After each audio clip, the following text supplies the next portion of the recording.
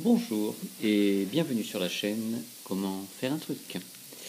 Aujourd'hui, nous allons apprendre à stériliser un cloporte.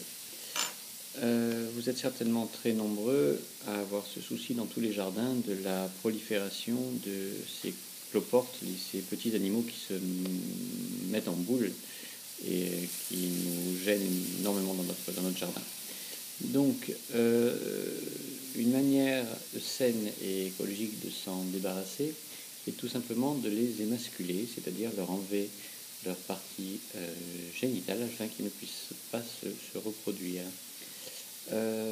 Donc c'est une opération un petit peu délicate, mais que je vous invite à faire d'une manière un petit peu prolongée pour éviter cette énorme prolifération. Alors, n'ayant pas de cloporte sous la main, je vais prendre quelque chose qui ressemble relativement à un cloporte. Donc, nous allons dire que les pattes sont dessous, là vous avez les écritures. Et voilà, donc, et le haut du corps, donc, il est ici, là vous avez cette autre écriture. Donc, le cloporte donc, marche de ce sens-là. Et évidemment, dès qu'il a peur, il se met en boule, hein, comme voilà, il se met en boule. Et c'est là tout le problème de émasculer un cloporte, c'est qu'il se met en boule et donc ses parties génitales sont tout à fait inaccessibles. Alors voilà, donc vous avez votre cloporte qui fonctionne, qui marche. Donc il faut le prendre droit, il ne faut pas lui faire peur.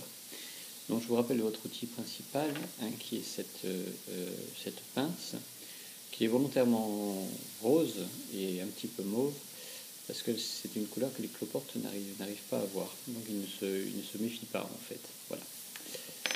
Donc vous avez votre cloporte qui marche comme ça benoîtement sur la terre, et prêt à faire tous les méfaits habituels que font les cloportes.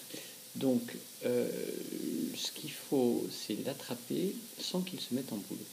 Donc tout simplement, en fait c'est extrêmement simple. Votre cloporte marche. Pour éviter qu'il se mette en boule, vous pressez dessus, vous appuyez dessus. Ainsi, il ne peut pas se mettre en boule, hein, parce que vous appuyez dessus. Et d'un roulet de doigts, donc là ce cloporte-là est un petit peu plus épais que normalement, mais c'est plus facile avec les petits cloportes.